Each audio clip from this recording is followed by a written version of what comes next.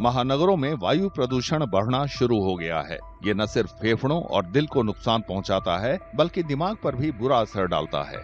कई अध्ययनों ने लंबे समय तक प्रदूषित हवा में रहने से अवसाद, चिंता और सोचने समझने की ताकत कम होने की बात की है।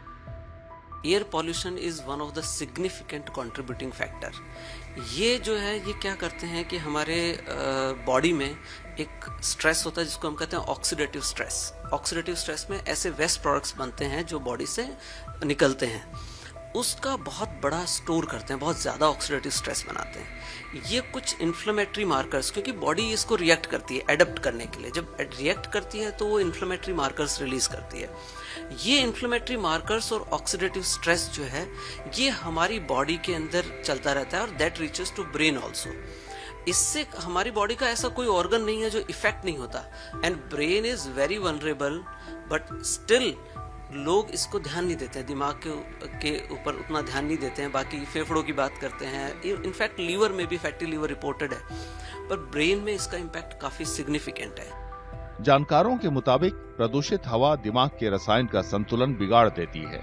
इससे मानसिक सेहत को नुकसान पहुंचता है। जानकारों ने यह भी बताया कि गर्भवती महिलाएं प्रदूषण के प्रति सबसे ज्यादा संवेदनशील होती हैं। इससे गर्भ में बच्चों का विकास रुक सकता है। अब वनरेबल ग्रुप की बात करें तो सबसे बड़ा वनरेबल ग्रुप है फीमेल्स, जिनमें की जो प्रेग्नेंट फीमेल्स हैं उनमें ये देखा गया है कि ओवरऑल पॉल्यूटेंट्स ना, कंट्रीब्यूशन निकालना मुश्किल है, पर ओवरऑल पॉल्यूटेंट्स जो हैं 30 to 40% जो है जो बच्चों को न्यूरो डेवलपमेंटल डिसऑर्डर्स हो रहे हैं, जिनको हम ऑटिज्म स्पेक्ट्रम डिसऑर्डर कहते हैं, ADHD कहते हैं, attention deficit hyper activity disorder कहते हैं, ऐसे डिसऑर्डर्स की प्रेवलेंस को बढ़ाता है। गर्भवती महिलाओं के अलावा जिन लोगों पर प्रदूषण का जोखिम ज्यादा होता है वे हैं बच्चे, बुजुर्ग और पहले से तनावग्रस्त लोग। जो एल्डरली ग्रुप है, क्योंकि उनकी जो वेसल्स हैं, ब्रेन की वेसल्स हैं, न्यूरॉन्स हैं, वो सेंसिटिव ज्यादा होते हैं एज के साथ में, दे आर मोर सेंसिटिव।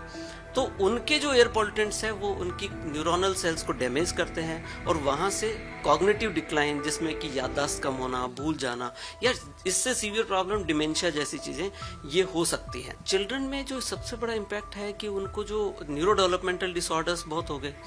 अब दूसरे बच्चे क्या होते हैं कि वो एक वल्नरेबल ग्रुप है, डेवलपिंग ब्रेन है, उसमें न्यूरोजेनेसिस प्रोसेस चल रहा है।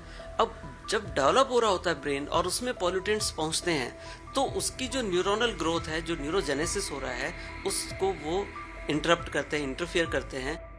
पर्यावरण के जानकार चेतावनी देते हैं कि मानसिक सेहत और प्रदूषण के बीच रिश्तों को अक्सर कम करके आंका जाता है। उनका कहना है कि खराब वायु गुणवत्ता से उत्पादकता में कमी, अनिद्रा और भावनात्मक सेहत में गिरावट का खतरा होता है। Air pollution is a slow poison. इसके जो इम्पैक्ट्स हैं वो ह्यूमन हेल्थ, डायरेक्ट हेल्थ के ऊपर ही अब तक लोग नहीं समझ पाए हैं। तो जो मेंटल डिसऑर्डर्स हैं, जो एंजाइटी है, डिप्रेशन है, अल्जाइमर है, वो सारी चीज़ें अब तक लोग शायद उस तरीके से नहीं समझ पाए हैं, क्योंकि वो आपका पोल्यूटेड एयर में सांस लेते ही नहीं होते, वो बीमारियां धीरे धीरे आपकी होती हैं। तो ऐसे में ये काफ़ी चिंता का विषय है कि हम साल दर साल इस पोल्यूटेड एयर में अपार्ट फ्रॉम मानसून के कुछ महीनों में सांस ले रहे हैं और उसकी वजह से हमारे हेल्थ इम्पैक्ट्स बढ़ रहे हैं। जानकार जोर देते हैं कि वायु प्रदूषण से निपटने के लिए बेहतर नीतियां और जन भागीदारी दोनों जरूरी हैं। इसके लिए वे स्वच्छ परिवहन, कम औद्योगिक उत्सर्जन और हरित पहल की पैरोकारी करते हैं, जो न सिर्फ शारीरिक बल्कि मानसिक स्वास्थ्य की रक्षा के लिए भी महत्वपूर्ण है। अगर आप ये वीडियो YouTube पर देख रहे हैं तो हमारे चैनल को सब्सक्राइब कर बेल आइकन दबाएं, और Facebook पर देख रहे हैं तो हमारे पेज को लाइक करें।